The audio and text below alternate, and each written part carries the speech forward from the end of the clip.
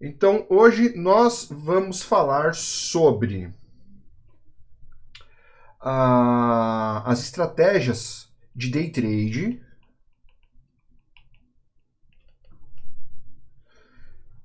que elas vão acontecer dentro do próprio intraday, são estratégias rápidas, porém um pouco mais demoradas que o scalping, né? Lembra, o scalping são operações não necessariamente curtas, as pessoas confundem, né, operações curtas com operações rápidas, né? Quantidade de ponto. O scalping é ficar o mínimo de tempo posicionado, não importa a quantidade de ponto, né? O day trade não, o day trade a gente já vai ficar posicionado, né, tentando pegar uma movimentação maior do mercado, tomando um pouquinho de balanço, deixando o mercado trabalhar, certo? Uma coisa um pouco mais de boa de se fazer, né? Tentando pegar aí alguma mudança de patamar, algum evento, alguma coisa que a gente está vendo que o mercado vai tomar aquela direção, né? Então vamos tentar se aproveitar aí o máximo dessas direções, tá? Então, como que a gente começa? Lembra daquela nossa sequência? Né? A gente tem o scalping, tem day trade, tem o swing e tem o position. Então a gente já fez o scalping, entendemos o scalping, vimos um time de entrada. Vamos pegar um exemplo para vocês verem como as coisas começam a evoluir dentro da própria estratégia. Vamos supor que eu vi uma movimentação no mercado, por exemplo, no 51. O meu preço estava no 51. A curva, por exemplo, a distorção do mercado ali no 53. Então aqui nesse ponto eu já começo a ter, né, uma diferença aqui de 2 pontos. Nessa diferença de 2 pontos eu já tenho um timing de entrada, né? Eu tenho uma distorção, eu tenho um spread aberto aqui no mercado. E aí eu vejo os meus ativos subjacentes, né? Eu nunca vou olhar um ativo isolado dentro do mercado financeiro, a gente sempre vai olhar uma classe de ativos, né? Tipo, dependendo do ativo que vocês estão operando, né? Independente do ativo. Né? Por exemplo, se eu estou operando um índice, sei lá, o S&P 500 futuro, eu vou olhar todos os papéis ali, né, que compõem esse índice, eu vejo que está tudo subindo. Eu estou operando o dólar e eu estou vendo que os juros está subindo, é o meu ativo subjacente, né? Então, se eu vejo que a minha curva de juros estava lá trabalhando, né, e começou a apontar para cima, numa situação dessa, eu tenho um time de entrada de compra. Então, a gente vai fazer a compra aqui no 51. O mercado vai chegar aqui no 53, que é onde estava a minha curva. Então, o dólar futuro vem subindo 52, 53. No scalping, o que a gente faz? A gente sai fora, a gente queima essa operação. E aí, o que acontece? Nesse meio tempo, eu vejo que tem motivo para eu comprar aqui no 53. Então, chego no mercado, chegou lá no 53, falei, putz, se eu não tivesse comprado no 51, eu compraria no 53. Eu vou sair fora do 53? Não. Eu vou sair fora onde? Aonde que a curva está pagando? Você vai ver lá, por exemplo, 54, 55, 56 e por aí vai. A curva subindo. Aí você fala, o time de entrada foi bom e a gente conseguiu pegar uma operação que ela foi se desenvolvendo. Então o mercado saiu lá do 51, né? 51, veio 52, 53, chegou no 53, desenvolveu 54, 55, 55 voltou para 53. Ele fez isso aqui. Só que o meu, no caso do dólar, por exemplo, olhando os juros, né, aquele nosso índice sintético de juros, ele foi puxou um pouquinho mais para cima. Então, quer dizer, nessa puxada para o 54 que ele fez aqui, se eu não tivesse posicionado, eu compraria. Aí o mercado vem. Então, de uma estratégia que a gente estava pensando no scalping, se desenvolveu para um day trade. Então, quando a gente for fazer as nossas operações, a gente tem que estar o tempo todo olhando para a tela de uma forma ativa, né, uma forma não passiva, e gerenciando a nossa operação e vendo como que ela se desenvolve, de acordo, claro, com os meios aí que vocês operam, tá? Então, o que eu gosto de fazer para olhar, para fazer uma operação, por exemplo, em dólar futuro?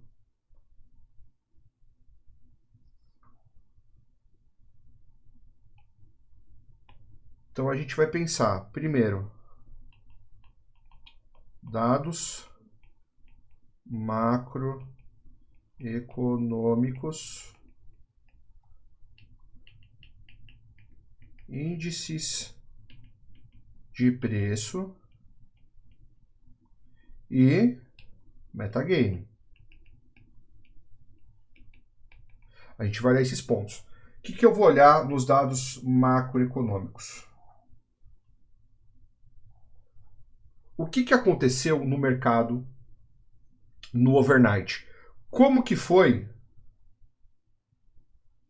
o desempenho?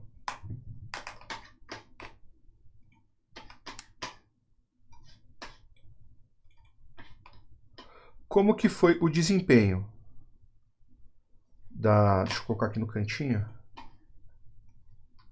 Aqui, ó. Vou deixar assim. Como que foi o desempenho da Nasdaq? Vou olhar isso aqui, né?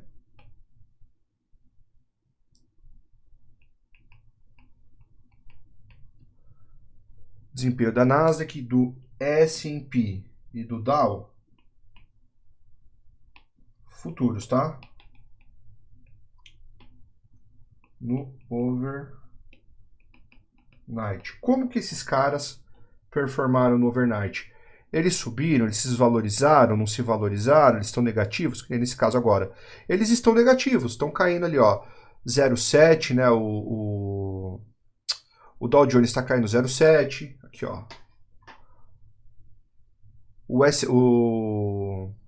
A Nasdaq está caindo 0,23, né? O S&P 500 está caindo 0,18 agora. Então elas não estão performando bem. O que vai acontecer com o meu DXY? O meu DXY ele também não vai performar bem, né? Ele veio trabalhando aqui negativo, né? Agora dá uma puxada aqui para cima, né? Mas estava trabalhando aqui negativo, certo? Então eu tenho o meu dólar não se valorizando. Tá claro que agora está muito no começo, são 9h30 da noite, né? Então a gente vai precisar ir um pouco mais para ver como é que vai acontecer isso aqui, né? Durante a noite. Mas eu já tenho aqui, ó, as bolsas performando legal, né? O DAX aqui, o DAX ainda não abriu, né? O DAX vai abrir só mais tarde. Mas eu tenho aqui, ó, a Inglaterra já. A Inglaterra tá caindo 0,3, né? Mas ó, a Itália subindo 1%, a Suíça subindo 0,6. Aqui são os futuros também, tá? Mas ele vai começar, isso aqui vai começar a pegar mesmo a partir das 4 horas da manhã, tá? Então agora não tem como ter uma análise muito precisa. O que a gente consegue analisar agora? A Ásia. Né? Então o Japão está caindo 0,56. A Hong Kong aqui está caindo estável, né? Zero praticamente. A Austrália está caindo 0,5. Então eu vejo que nessa abertura, nesse começo de sessão, o mercado está buscando por proteção, ele não está buscando por risco. Né? Então, se ele está buscando por proteção, muito provavelmente, eu vou ter aqui, né, as moedas, né, dos Estados Unidos se valorizando levemente, né? Tá muito leve agora, tá no começo, porque levemente a maioria das moedas aqui, né, do zero para positivas, certo? Principalmente o euro, né, se valorizando aqui, né? O euro puxando para cima, que é o euro contra o dólar, né? Então o euro tem que ficar positivo aqui, que é o que ele está mostrando agora, né? É o que ele está mostrando agora. E o ouro também, né, se valorizando aqui, subindo 0,08. Então, esses são os nossos dados macroeconômicos aí. São as coisas que a gente usa para poder fazer a nossa análise, para saber se mais ou menos o que a gente espera da direção do mercado. Então, com isso, eu já vou saber se a gente vai ter uma possibilidade do mercado de alta, uma possibilidade do mercado de baixa, logo aqui na hora que o nosso mercado, por exemplo, abre, tá?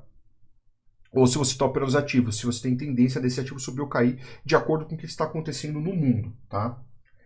E aí é o seguinte, eu vou olhar os índices de preço. Quem são os índices de preço? Eu vou olhar, por exemplo, CPI, IPCA, eu vou olhar vendas do varejo, eu vou olhar todos, né? Todos, índice de confiança. Quer ver? Vamos puxar aqui na. Cara, decisão da taxa de juros, não tem nem o que falar. Decisão da taxa de juros, né? Todos os índices de preços e agenda de dados, né? Tudo isso aqui a gente vai olhar. Por quê? Quando saem esses dados, o mercado tende a mudar de patamar. Então são aqueles momentos que a gente vai pegar aquelas operações um pouco maiores, né? A payroll entra no meio desse bolo aqui, né? Principalmente, né? O payroll. Aqui no Brasil, CAGED, certo? CPI e IPCA são dados de inflação, tá? Vendas no varejo impactam nos dados de inflação. O payroll é o quanto as pessoas estão empregadas, vai impactar vendas no varejo, vai impactar em alvarás de construção, pedidos de seguro-desemprego, que vai impactar também aqui na inflação, certo? CAGED, que é o do Brasil. Mesma coisa aqui para o IPCA, né? Vendas no varejo, nível de atividade industrial, todos esses dados saem aqui dentro do calendário econômico, tá? Tudo isso sai dentro do calendário econômico. Então, o que acontece?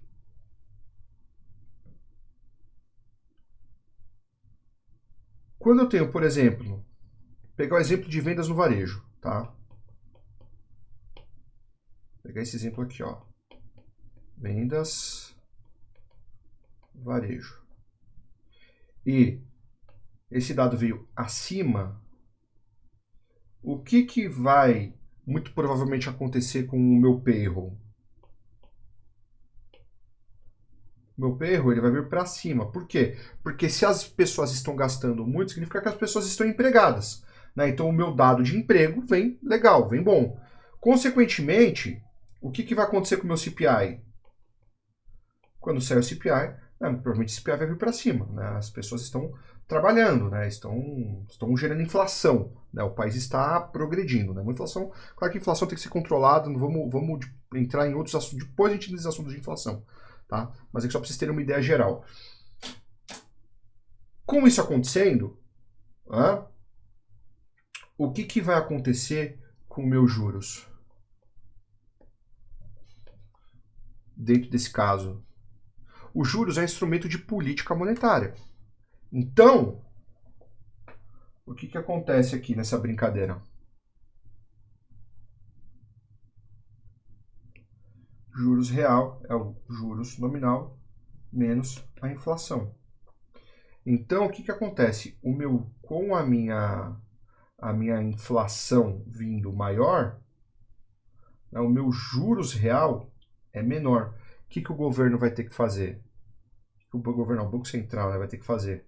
Ele vai ter que aumentar a taxa de juros para controlar isso aqui.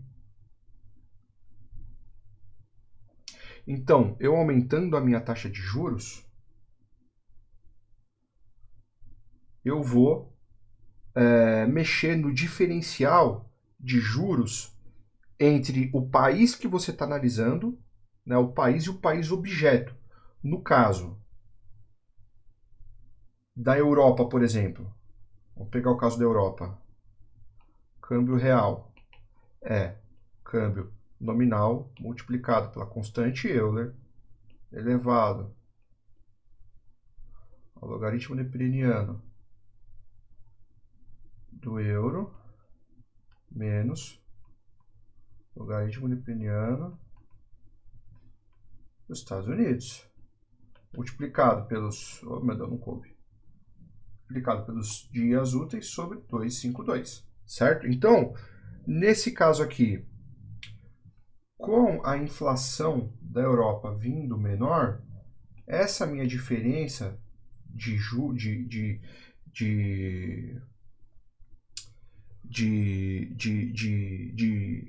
né, ela vai se diminuir. Né? Por quê? Porque saiu hoje lá, né, o corte de juros na Europa. Então a gente diminuiu essa diferença aqui. Né? Então esse meu dado aqui ele é menor, a gente diminui esse resultado.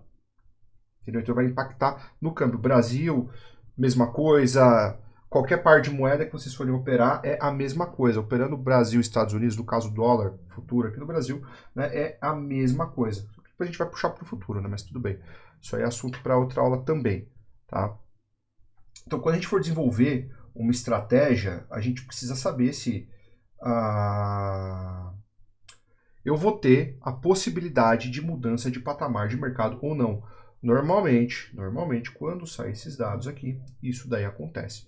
Então, são dias em que eu vou ficar posicionado e tentar pegar operações maiores. Antes de sair o dado, é difícil do mercado se movimentar muito, a não ser que entre uma euforia. Tá? Então, para definir uma estratégia, antes de mais nada, eu preciso saber qual é a direção que o mercado está tomando. Então, beleza. A gente já viu aqui, né, no caso, vamos pegar aqui um exemplo que está acontecendo agora. Com todos esses dados, né, com tudo que está acontecendo, eu tenho aqui agora, né, as bolsas ali nos Estados Unidos se desvalorizando, né, eu vou ter um petróleo para cima. Tá? O que acontece quando eu tenho um petróleo para cima, por exemplo? Como o petróleo é muito consumido nos Estados Unidos,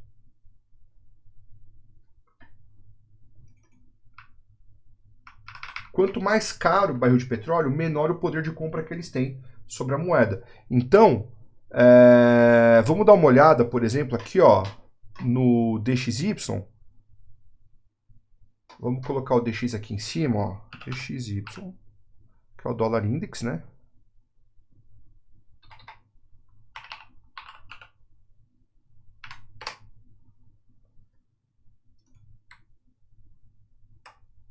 E a gente está vendo ele aqui, ó, dando uma puxadinha para baixo. O que eu estou vendo aqui no meu petróleo? Eu já estou vendo o petróleo puxando para cima, condizente com esse cenário. Então, o que eu vou fazer? Dentro das estratégias, né, dependendo do que você usa de time de entrada, se você comprou a moeda e está vendo o ativo e está vendo esse cenário acontecer, quanto mais para baixo, por exemplo, o DX vier, mais eu vou ter a possibilidade desse petróleo aqui para cima, por conta da dinâmica do mercado. Então, ao invés de eu ficar fazendo operações curtas, eu vou começar a carregar um pouco mais essas operações. Beleza? Então é desse jeito que a gente identifica as tendências aí do mercado para poder fazer as operações. Beleza? Beleza?